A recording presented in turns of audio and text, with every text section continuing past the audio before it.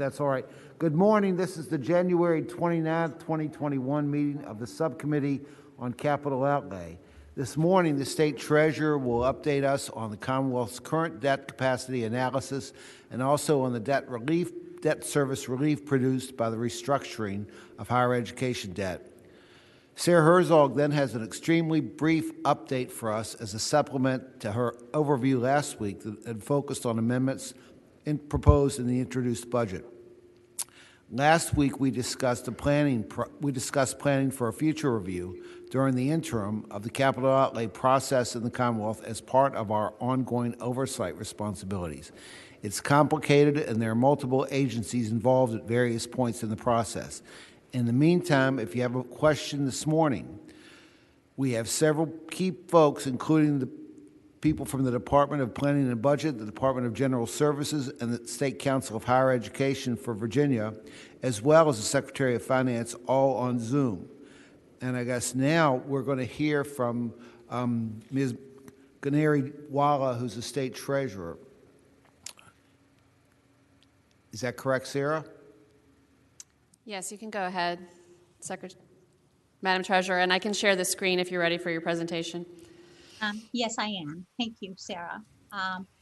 Mr. Chairman, members of the committee, thank you for the opportunity to review the Commonwealth's debt and the proposed debt capacity with the subcommittee. So I'll go on to page 2 of the slide.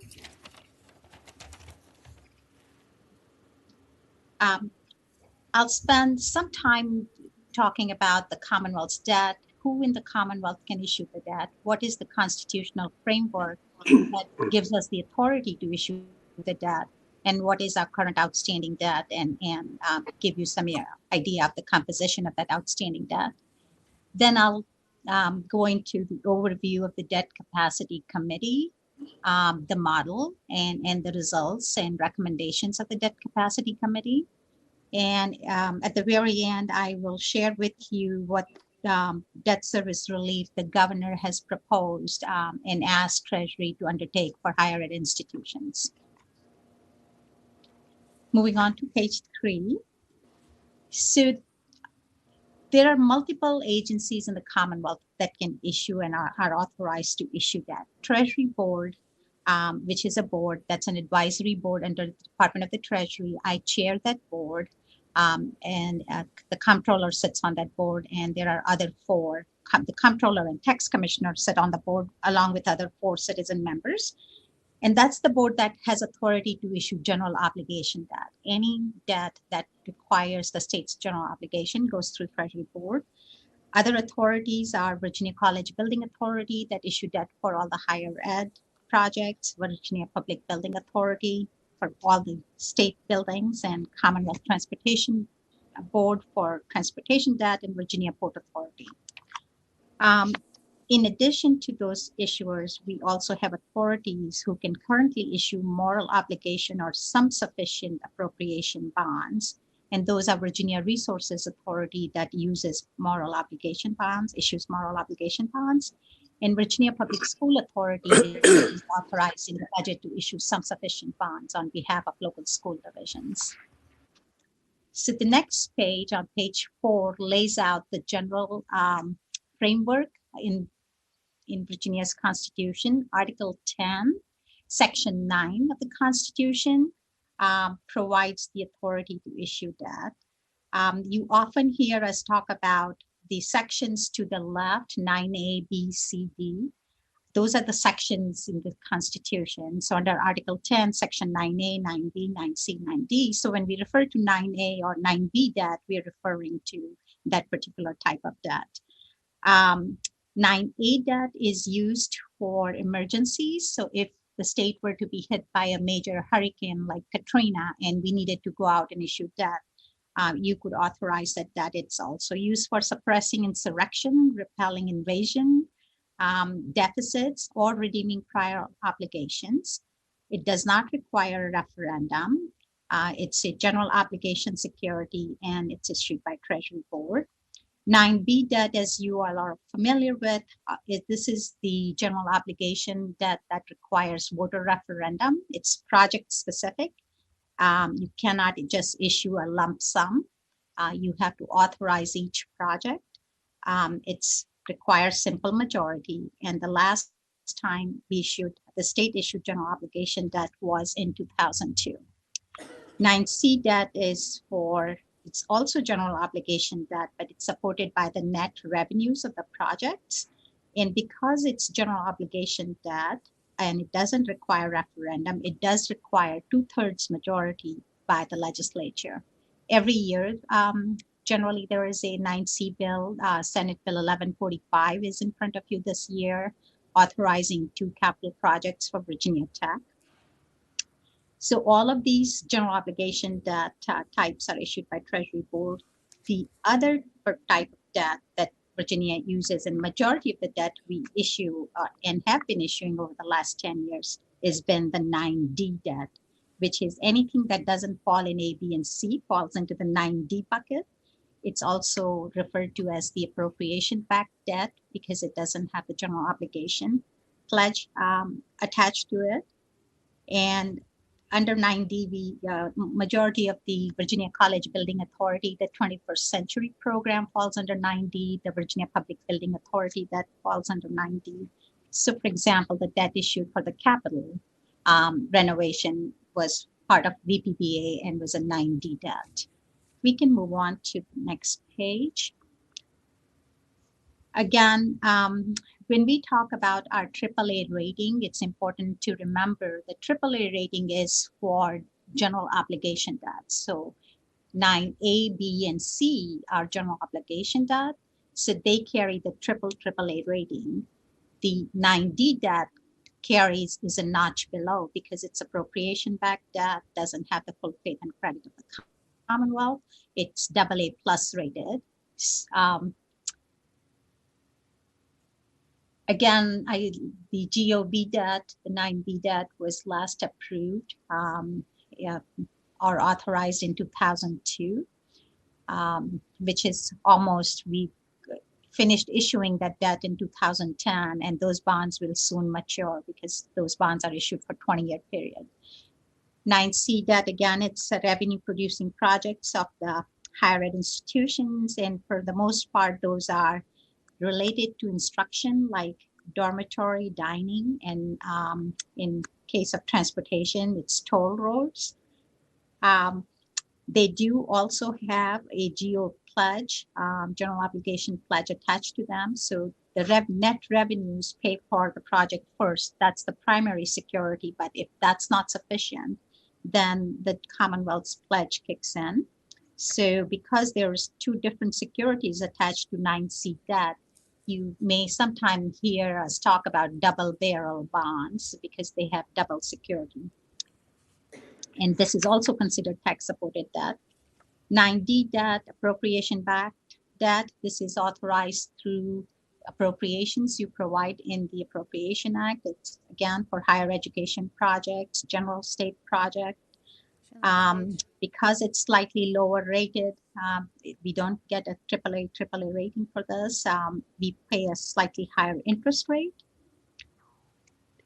And there's one other type of 9D debt that we issue, which is for higher ed, and it's referred to as the higher ed pooled bond program, where higher ed institutions can come to Treasury and use their general revenues for projects that don't qualify to be issued under the 9C bucket, which are not dorm or dining. So the pool bond program might be used by higher ed institutions, for example, for athletic facilities, for recreational gyms, for arenas, projects of those types.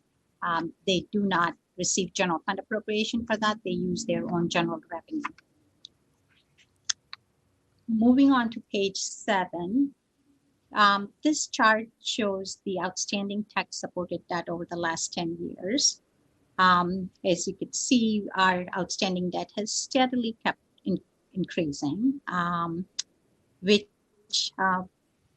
just reflects the fact that we've been using more and more debt to finance our capital needs. The next chart on page 8 breaks down that outstanding debt into two categories. It's the general obligation debt and Section 9D debt. It shows you how much of that outstanding debt has general obligation pledge attached to it and how much of it is just appropriation backed debt. As I mentioned earlier, the state has been relying very heavily on the appropriation backed debt. And that's kind of seen in this chart. The light blue colored bars are appropriation backed debt. And those have been continuously increasing while the general obligation backed debt has been kind of slowly declining.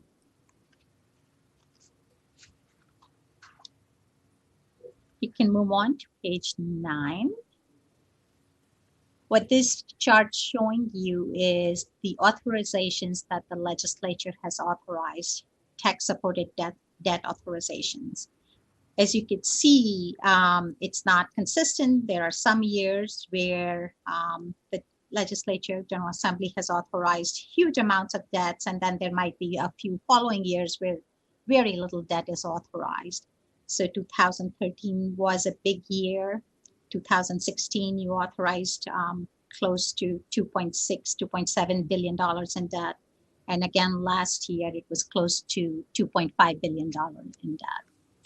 Now, the next chart shows you, although debt authorizations are scattered and very high in some years and very low in other years, our issuances don't match the authorization because the issuances are done. We issue bonds when projects need cash, and issuances usually lag your authorizations. Once the General Assembly authorizes debt, then Treasury receives information from Department of Planning and Budget, and those agencies for whom projects have been authorized, we receive cash flow requirements for those projects.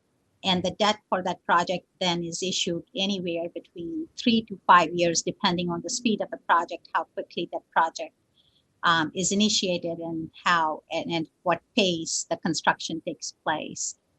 So, although if you go back to slide 9 and look at authorizations in 2011 and 12 were minimal, the issuances were very high in those years. Because in any given year, we have authorized but unissued debt in the pipeline. And again, we're issuing based on the needs of those agencies and institutions, cash flow needs. So as you see, we issued huge amounts of debt in 11 and 12, not as much in 13, 14. And then we've been kind of issuing each year close to $1 billion in 18 and 19. In 20, we issued maybe 500 million.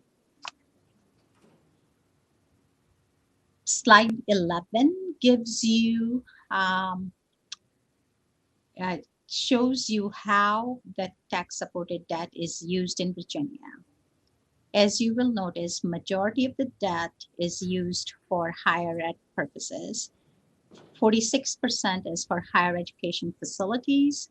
Another 6% is for higher ed teaching and research equipment. So that's approximately half of the debt is for higher ed.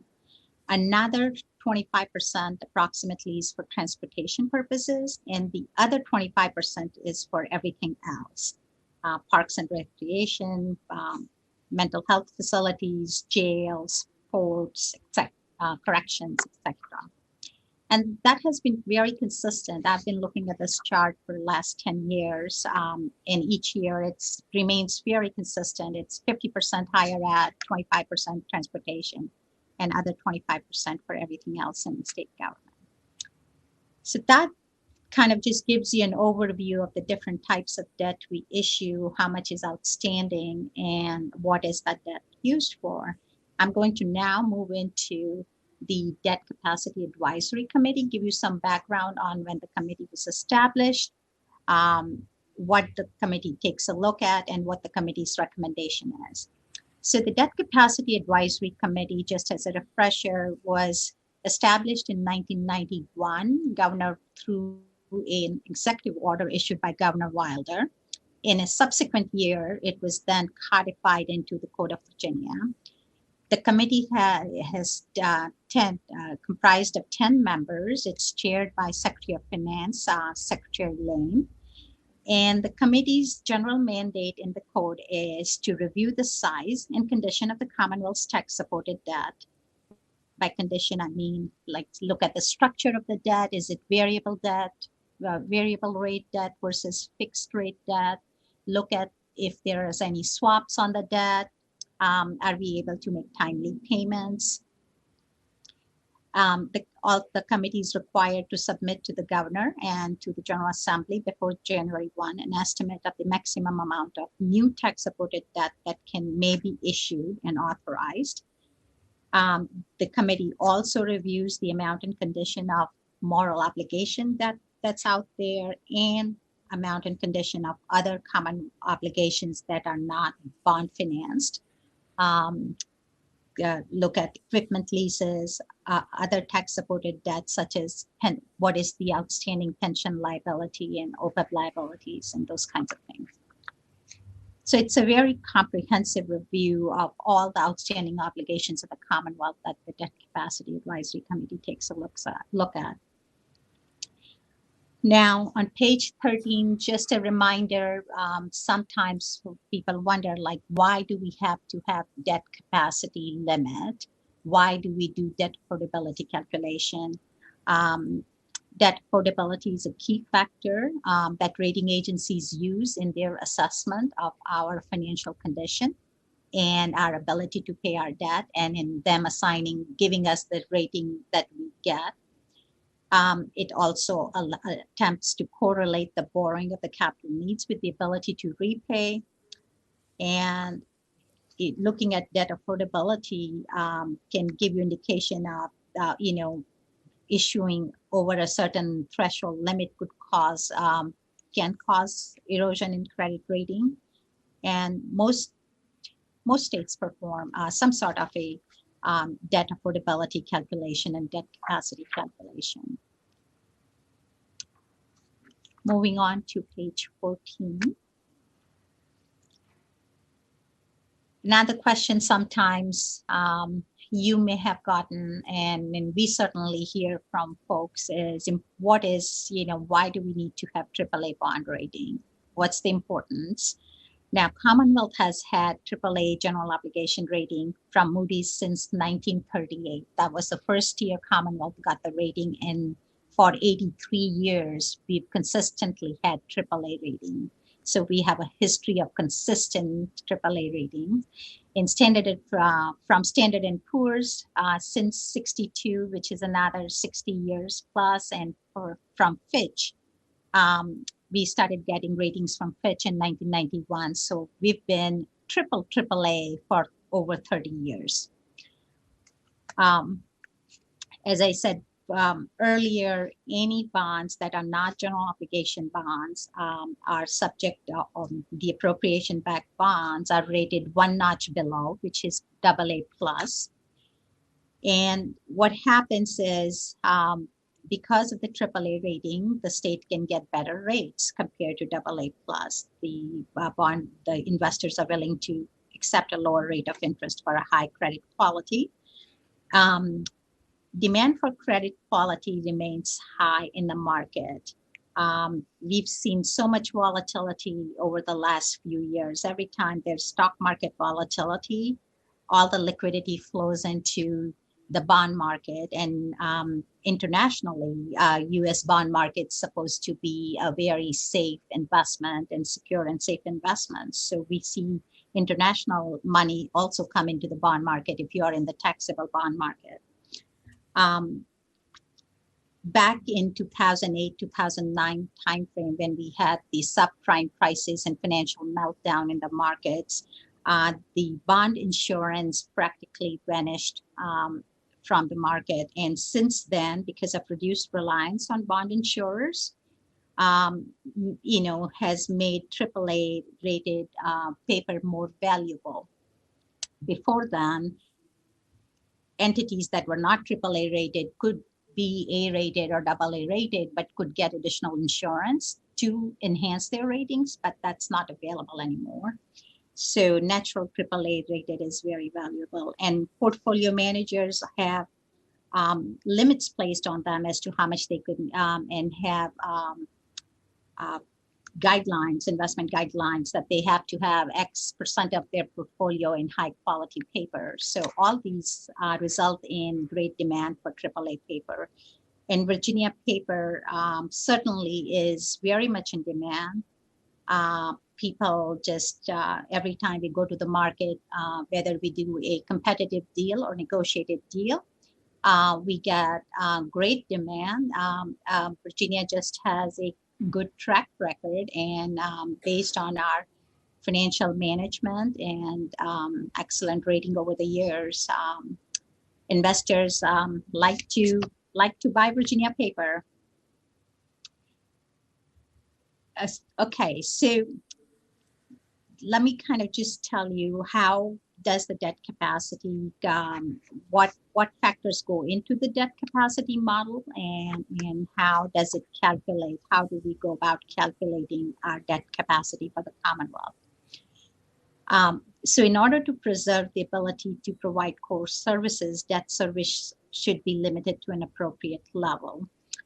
Now, the Debt Capacity Advisory Committee adopted the measure that debt service on tax-supported debt should not be greater than 5% of blended revenue.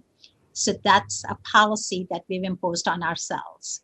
This is not defined in the Code of Virginia. This is just something that the Debt Capacity Advisory Committee back in 1991 adopted after looking at various different measures that other states were using, that Virginia would always strive to keep its debt service payment, annual debt service payments, to no more than 5% of blended revenues. And I'll go into defining what is blended revenue. And committee has reaffirmed this measure each year for the last 30 years that it's been in existence. And when the committee makes a recommendation, it expresses that recommendation over a 10-year average. Okay. Now, blended revenues include a Excuse little me, more can I ask than... a question? Please do. The 5%, is that in line with what other states do, or is that a little bit closer? Are we walking our own route, or are there other states that have a debt capacity model similar to ours? Many states have debt capacity model, or the measure is similar to ours. Their model may be different, how they arrive at it, but majority of them take a look at, debt service as a percentage of their revenue. Now, some states have higher percentages than we do. I know, for example, our neighbor Maryland, probably has around 7 to 8%. There, that instead of 5%, but states that have higher percentages for their debt capacity also amortize their debt more quicker than Virginia might. So it's not apples to apples comparison. Okay. Utah too has higher percentage for the debt capacity, but then majority of their bonds may be issued for 12 to 15-year period, whereas Virginia issues them for 20-year period. Secretary Lane might want to chime in too. Just Senator quickly, Manju's explained it well there. I would point out that this is just one factor in our AAA credit rating. And we have been so consistent on this, were we to change it, and I'm not suggesting that we should or we shouldn't, it would cause some red flags to go up because we would be doing something that we have, as Manju's pointed out, the last 12, 15 years been pretty consistent on. I'll also point out, and she'll get into this, with the reduction in rates, that by itself has increased our capacity to borrow because the rates are lower. And of course, we do all fixed term rates, so we're not worried about if rates go up in the future in terms of exposing us. Obviously, it would limit the amount we could borrow in the future.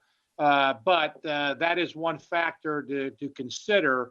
We've gotten an increase in borrowing simply because rates have remained so low and are anticipated to stay there. So I'm sure we'll have other points related to this when Manju finishes, but just wanted to point out that we have, it would be looked at if we were to change this with the rating agencies without having a great explanation for doing so. So thank you, Senator. Thank you. So if I can continue to proceed. So blended revenues include, primarily consists of, majority of them, it's general fund revenue, but in addition to general fund revenue, we add in the Virginia Healthcare Fund, the transfers that go into the general fund, and also include transportation trust fund revenue, because the model is looking at both debt funded by general fund, but also transportation debt as part of the model. So because transportation debt service and transportation debt is part of the model, we also add the revenue that supports that debt and debt service into our model. Mr. Chairman, you asked about what other states do with their debt capacity percentage thresholds. Again, some states include transportation debt into their general state model, debt capacity model. Other states may separate those two out and have a separate percentage for transportation debt and a different percentage for general fund debt. But that involves a whole lot, creates a whole lot of other issues that have to be considered. Mind you, this is Aubrey, if I may, Mr. Chair. Yes. The General Assembly has directed this board to look at this issue, and there will be a report that we'll be giving to you later this year that looks at whether or not we should, mind you mentioned about transportation, break those out or do it another way as to how we look at various levels of debt service. Manju has started doing work on that, but that will be a report that we will be working with the General Assembly. By the way, the Money Committee staffs, Ms. Keys and Ms. Oman, are both on the Debt Capacity Committee, and they'll be working with us to make a recommendation if there should be any changes to this model. Let me ask, the transportation debt is not 20-year debt, is it? Majority of the transportation debt is issued for 25. Sometimes it could be 30 years or 35 years too, but it's usually longer than our normal debt that we issue for state buildings. Okay. Yes, and Senator Deeds, you might be looking at some of these projects that have longer periods. That is debt associated by a third party, like these public-private partnerships. If you look at these big, the interstate projects like in Northern Virginia and Hampton Roads, a third party who assumes all the risk may go for longer periods. But Manju's correct. We're typically in the 25 period range for our transportation debt. Okay, thank you.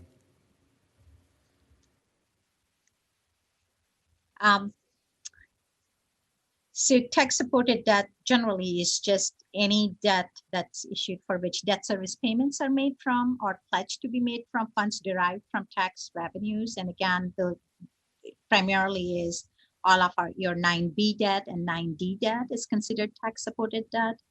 But just for the purposes of our model, we don't use certain tax-supported debt is not included in the model, or it's not defined as tax-supported just for use of the model.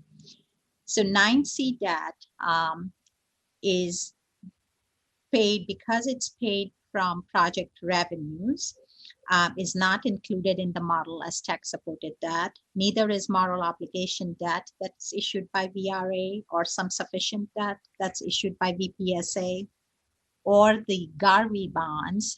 These are grant anticipation revenue notes that are issued by transportation, and they're backed by the debt services paid by federal grant that they receive. So that is all excluded from the model when we are doing the calculation.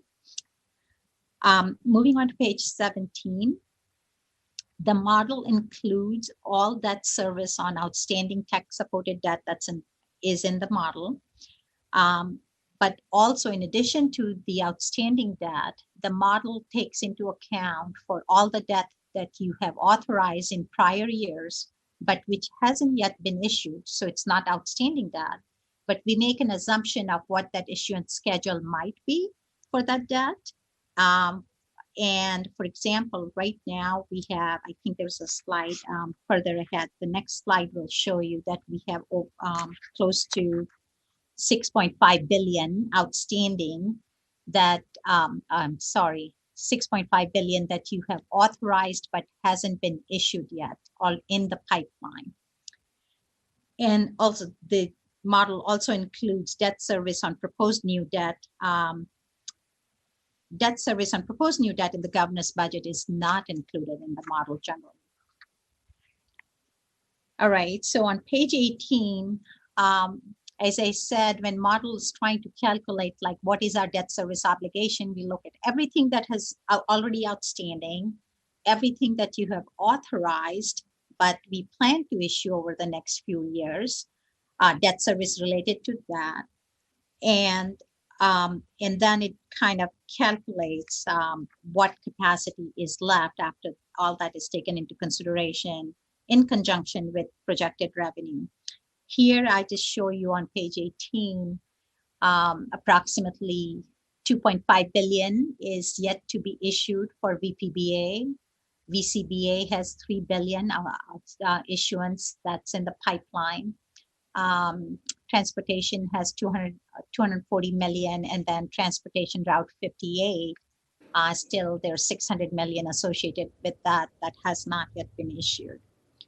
So this is the highest number in the last 10, 12 years that I have seen. So steadily this number, because of the amount of debt that has been authorized over the last few years, keeps going up. Now, what affects our debt capacity? Obviously, any revisions to our revenue estimates will affect debt capacity. If revenues are growing at a higher rate than projected in the prior year, the debt capacity would increase. If it declines compared to the previous year, then it would decrease. Any authorization of tax-supported debt, the more you authorize gets built into the model, and the debt service associated with that debt gets built into the model. So that would have a reduction impact on the model. Any changes to issuance assumptions, for example, actual financing dates versus estimated financing dates, revisions to spending schedules, the longer the project has cash flow needs, rather than 3 years, if project's going to be financed over 5 years, that would give you more capacity because the debt's being issued slower. Interest rate changes, which are not under our control, can have huge impact on the model. And as Secretary Lane mentioned earlier, the last couple of years the markets have been remarkably favorable for municipal debt issuances. When the pandemic hit, the market was very volatile for the first month or 6 weeks. But then when it stabilized, it's been just rallying for very favorable to issuers. So that has resulted in us having more capacity than if the market was not so favorable in terms of interest rates. So how does debt capacity recommendation impact debt authorization? Although the Debt Capacity Committee is established via the Code of Virginia, the recommendation that the committee makes is non-binding. It's taken in, however, both the governor and the General Assembly have generally taken the Debt Capacity Advisory Committee's recommendation into consideration as they make their decisions and adopt a budget and authorize debt.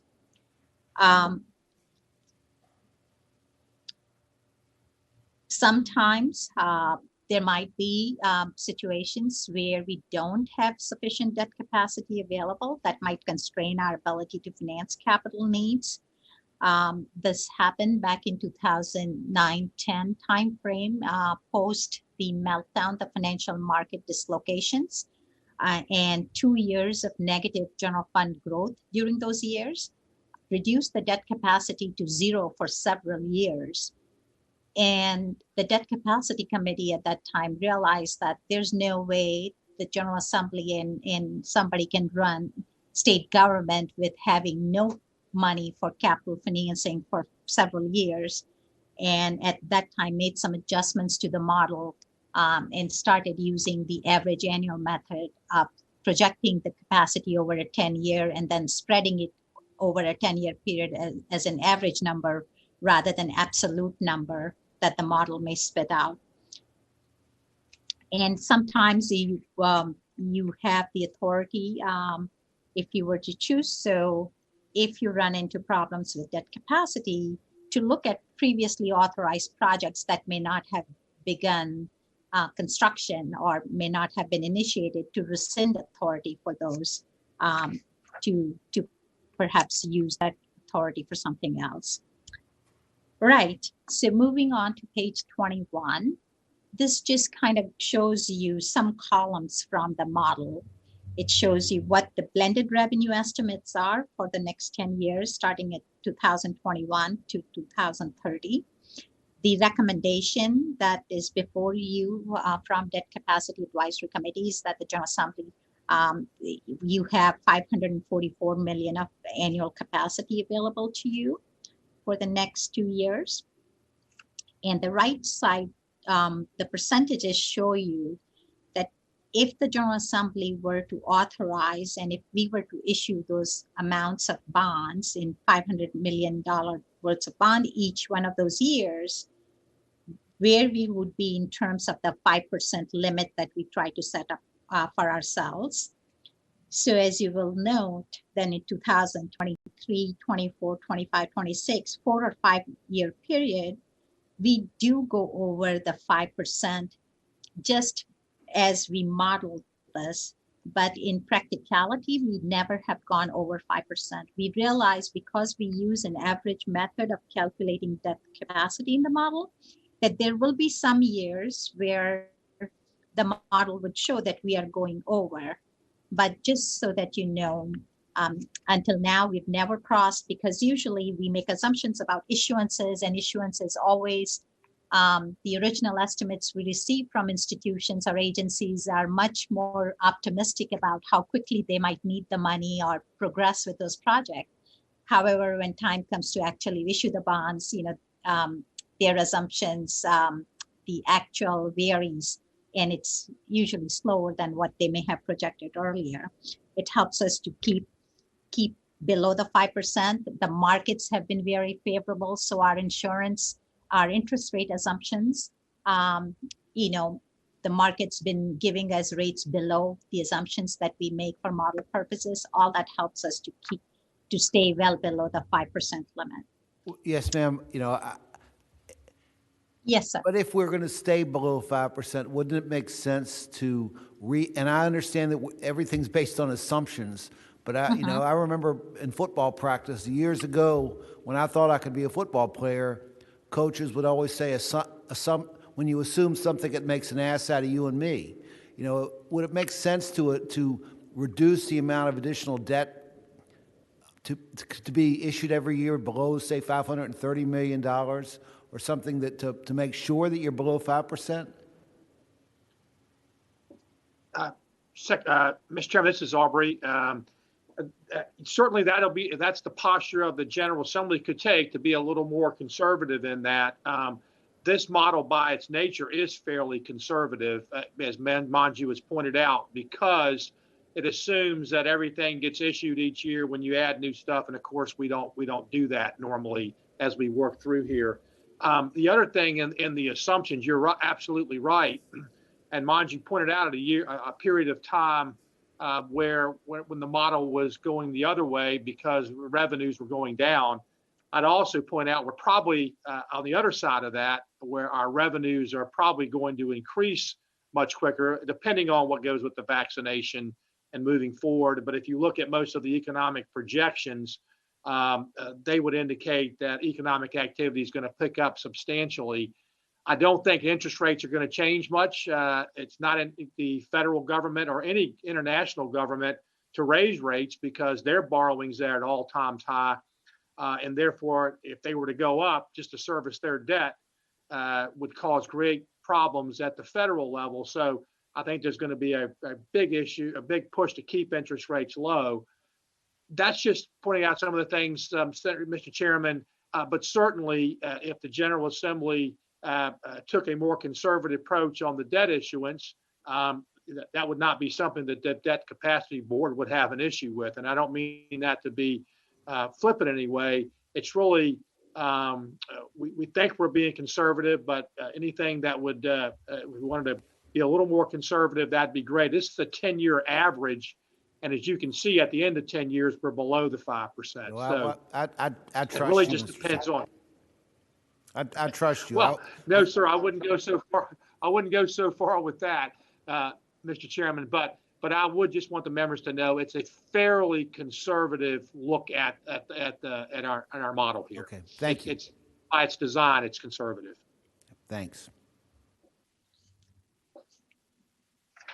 Mr. Chairman, your question provides a great segue to slide 22, where although the model recommendation is 544 million that could be authorized and issued during the biennial 2-year period, the committee did urge the governor and the General Assembly to consider the implication of future rise in interest rates that could occur between when new debt is authorized and when it's issued.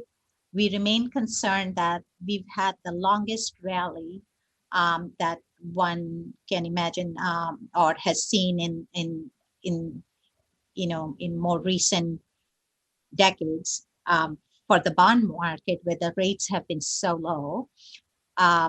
We started to see the rates uptick right before pandemic as the Feds were adding the 25 basis points and bringing the Fed rate up, and the market was starting to move up. But then as soon as the pandemic hit and the Feds put the brake on their Fed rate adjustments. But at some point in time, this economic cycle is going to turn the other way and the rates will start to go up. So the recommendation from the committee was just to kind of General Assembly to be conscious of that.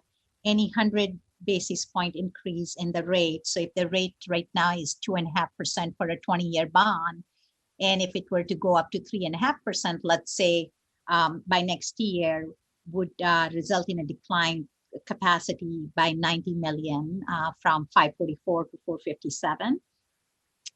The committee also urged the Governor General Assembly to consider whether any new debt authorizations are necessary at this time. In general, just kind of giving you a cautionary note, uncertainties related to the pandemic, significant amount of already authorized and unissued debt, 6.5 billion that's already on our books that we need to issue.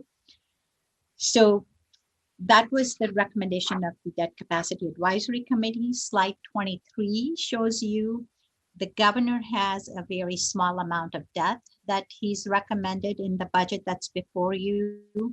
The governor's recommended 136 million of new tech-supported bond projects. In addition to that, there's the 9C bill that has 34 million something for Virginia Tech. Just to give you an indication, if we were to build this 136 million new debt that's in the governor's budget, if that were built into the model, the capacity would then decline from 544 million to 533 million, just a slight decline in the capacity.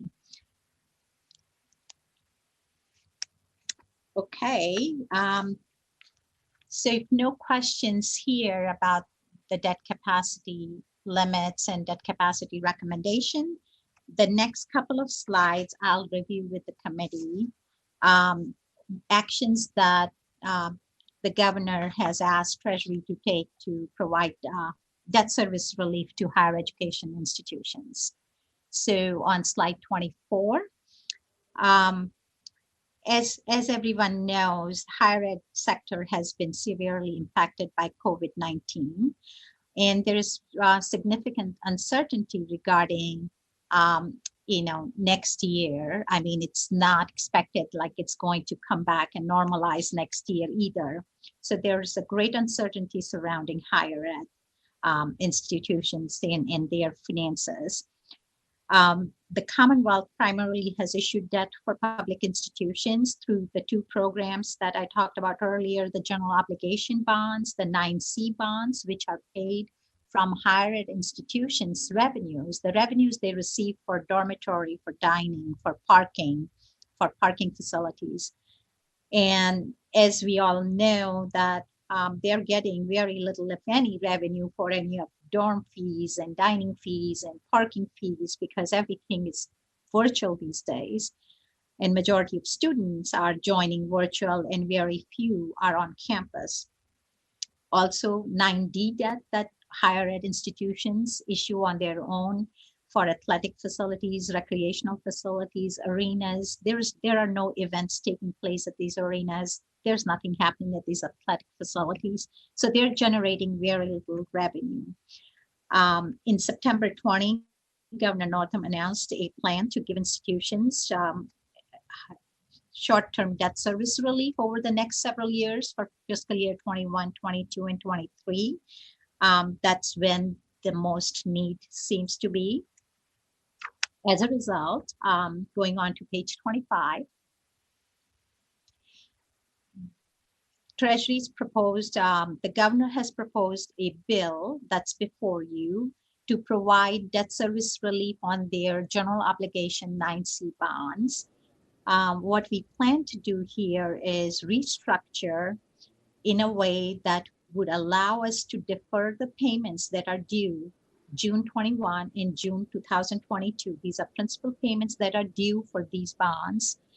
We would defer them to and tack them on to the end of their maturity. So let me give you an example. If bonds for a certain project were issued in 2005 and it was a 20-year bond, it would mature in 25. So we would take the 21 and 22 payments and tack it on to 25 and make it 26 and 27. So we would extend the duration of those bonds. And that's where we refer to restructuring. In a normal refunding, when we go out and do refunding the bonds, we don't extend the maturity. We just take advantage of the existing interest rate advantage that we may have in the current market. And if we still have 10 years left on that bond, we would just reissue the refunding bonds for 10 years and try and get some interest savings. But in this case, instead of issuing the bonds for 10 years, we are issuing the bonds for 12 years. So we are extending the maturity, but we needed to do that to really help the higher ed institutions out. Cree, I'd like to ask a question. Senator Sasslaw. Yeah, you had mentioned the 5%, and then we saw the numbers of 544 million that you could do each year. I assume that meant each year. Mm-hmm. But that's of the revenues you showed us, 25 billion, 544 million is roughly a little more than 2%.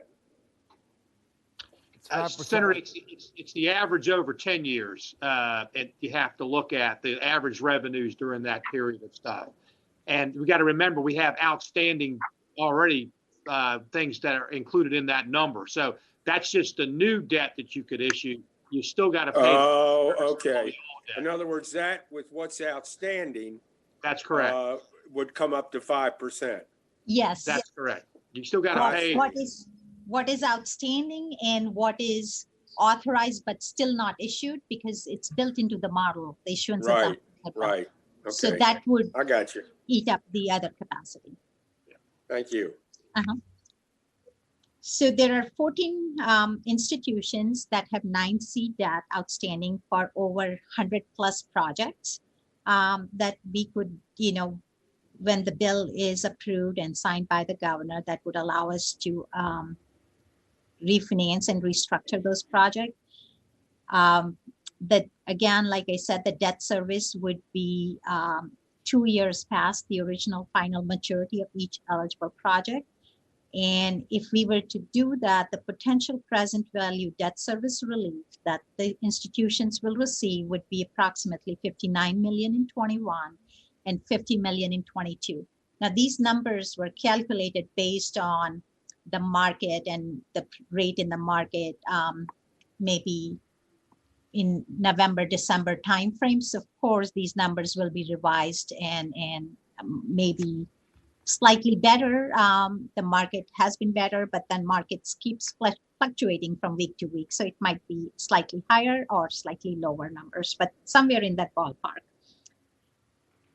Debt service relief associated with deferral of principal will vary by institution because it would depend on how many projects that each institution have and the amount of those projects, the amount of outstanding bonds, and it's also subject to market conditions at the time of bond sale.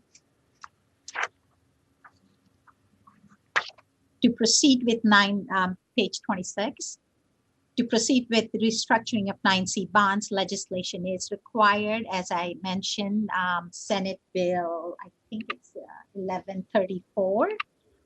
It's Chairwoman Senator Howell's bill that provides for the ability, because 9C is general obligation bond, the current code section that authorizes refunding does not allow us to extend the maturity. We can do normal refunding, but because we are extending the maturity of the existing bonds here, we need to have this authority. The bill asks for a 2-year reprieve, allow us to do any refunding or restructurings that we may need to for a 2-year period, and then it would sunset and go back to being what it normally is. The bill contains an emergency clause, and the reason for the emergency clause is the next principal payment is coming due in June 21, and those institutions really need reprieve from having to make payment for that June 21 payment, which falls in fiscal year 21. So that's why we have an emergency clause that needs to, that's the reason for the emergency clause in the bill. If I can move on, so that's reprieve to higher ed for their outstanding 9C bonds, but we've also taken actions to provide reprieve to higher ed institutions for bonds issued under 9D. These are the pooled bonds that they issue for their own athletic facilities and arenas and gyms and what have you. We did not need to have legislative authority to do that. The existing code language does authorize us, because this is not general, these are not general obligation bond. The existing language is a little bit more flexible in allowing us to restructure and extend maturity. VCBA proceeded with restructuring debt secured by general revenues of participating institutions. Additional savings were identified for institutions. There were approximately over 300 projects that were eligible to be restructured and refunded. 9 institutions took advantage for a total of 126 projects. And the savings generated from these, if I go on to page 28, was approximately 68 million in fiscal year 22 and 52 million in fiscal year 23. So we've already done these. These bonds were issued 2 weeks ago on January 13th. The present value debt service savings from this refunding was 22 million, approximately 6% present value savings, which was really great given the current market conditions. So that's a summary of what the governor has proposed and has already done to help higher ed institutions out. Does anybody have any questions about that restructuring? Mr. Chairman, this is Aubrey. I would make just one more comment, if I may, please, sir. Sure. I just want to make sure on the last page, people understand the actual cash savings in 22 and 23, you can see are significant. But really, what we do is compare the actual total payments on a net present value over the life of the loan. That's that 22 million. So because of lower interest rates, in today's terms, it was still a significant savings. But I didn't want people to get misunderstand what the two different savings were in that. So just make that clarifying comment, Mr. Chairman. Okay, thank you. Thanks very much. Thank you. That concludes my presentation, Mr. Chairman. Thank you very much. Sarah, do we? Thank you, Mr. Chairman. Very briefly, I just have a handful of slides for you this morning. As you mentioned, last week we did cover the proposed $219 million all funds that's proposed in the introduced budget. I'm not going to go through that again. Similarly, slide 2 summarizes some of the key points from the presentation you just heard regarding capital debt capacity. Very briefly, in terms of the process, in addition to the Debt Capacity Advisory Committee, there is also a 6-year project advisory committee that was put in place in recent years, and those members are, in addition to the directors of the 2 money committees, Secretary of Finance, and the directors of DPB, DGS, and SHEV, who again are on the line. And in recent years also, there was a requirement that a 6-year capital outlay plan be introduced each year, and the committee did pass that bill last week, looking to have a more long-term predictable plan for capital outlay going forward, since the projects are typically more than one fiscal year, even more than a biennium. Going forward, we can certainly work on additional education on the process for the subcommittee and other members of the Senate, and as well, hopefully, when possible, getting out across the state to view some of the recent projects and pending projects across the Commonwealth. I did want to point out regarding the planning component for new projects in Chapter 56. So it's $3.3 billion total from all fund sources beyond just the tax-supported debt payments that the treasurer mentioned. But there was a central capital pool for planning that originally included $10 million general funds. And the general funds were unallotted and ultimately reduced over the course of the summer. But there remains now the projects you see at the center of slide 4, which are in this central planning pool without general funds supporting it. You did see proposed amendments from members on a few of those items, and it is a combination of some higher education projects and some projects that are not higher education projects. In addition, I'll just mention, too, that regarding maintenance reserve, that is planned at about $130 million per year, and last session in 2020, it was a priority to put some general fund cash to support that, so it was not fully with bonds, and that was one of the first items that was removed even in the reconvened session to enhance financial flexibility with the uncertainty regarding the pandemic. The projects at the bottom of slide 4 are ones where higher education institutions have been given authority to use their own funds to proceed with planning, with the understanding that that would be reimbursed later when the project advances to construction. And for each of those, there was also language included that the plans cannot be submitted prior to July 2022 to slow down a bit the pipeline going forward. And just briefly, another way to look at it, in the fall when Department of Planning and Budget put out instructions for agencies for their planning requests, even with the communications to lower expectations for the idea that there might be additional capital in the 2021 session, still you see $1.5 billion of requests were put forth.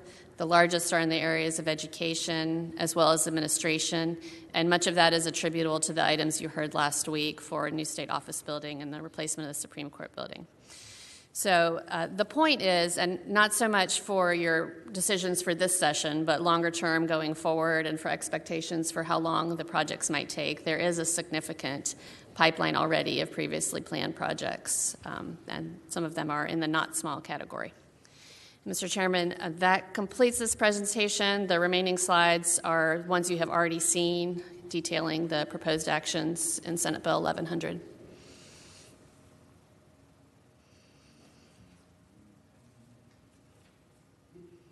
I would ask the Uber chair if you think it's worthwhile having some kind of voluntary seminar or presentation for the members who aren't members of this committee with respect to the capital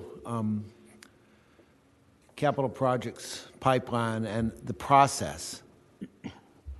Oh, I think that would be a great thing to do because it is complicated and a lot of members haven't had any background in it at all.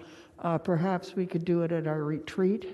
Well, it's what we talked about last time, but I'm even wondering if it would be earlier, if it would be advisable to kind of speed that up and plan something this session to just kind of take a half hour or an hour and kind of lay out the ground rules so there's not so much misunderstanding when the budget is produced. If I'm sure they'd be happy to give this presentation again. If it's possible.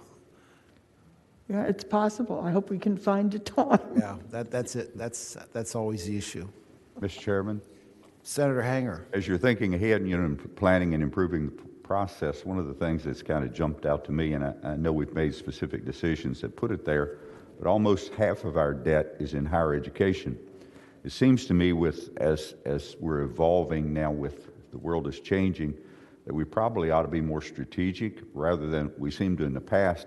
We just try to fund as much of what they bring to us as we can afford, rather than it being a part of an overall plan for what the state needs. You follow what I'm getting at? I mean, obviously they have a lot of autonomy that we've built into the process, but it seems like it should be more strategic. Well, and following up with your comment, it seems like we're building. We allow sometimes these colleges and universities to build semi-kingdoms instead of being strategic in our thinking and developing one type of kingdom here and another type of kingdom there so that we can maximize the use of our resources. We allow these semi-autonomous empires to be created throughout Virginia, and I'm not sure it's the best use of tax dollars. You know, as one who has two of those empires in the area I represent. And I'm going to fight for every cent of tax dollar I can get for those. Right. And I'll do the same, Mr. Chairman. I have some requests in to help them build a further empire at a couple of places. I'll tell you something else that bothers me. I never have liked the idea of long-term debt for highway projects when you have to resurface the roads several times before the debt ever gets serviced, and when you have 25-year notes on highway projects, I don't think that makes sense in the long term. Maybe it's the only way we can build things. Maybe but I really like the idea of specifically on those projects of more of a pay-as-you-go sort of approach instead of having to issue debt.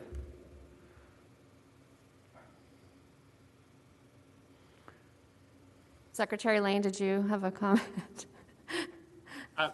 Mr. Chair, don't want to prolong this, but that's one of the things we've been looking at is if you go back and look at the history of pandemics, and one of the things that tends to happen is trends that were going before either get accelerated or killed. We know real estate is going to change probably as we move forward.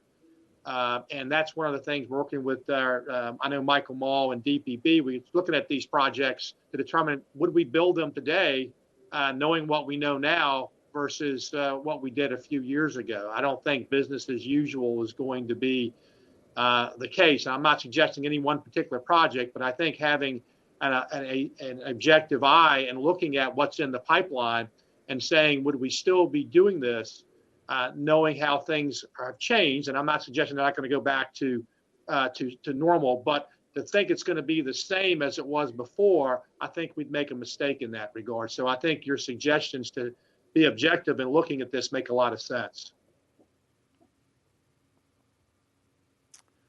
Okay. Thank you so much.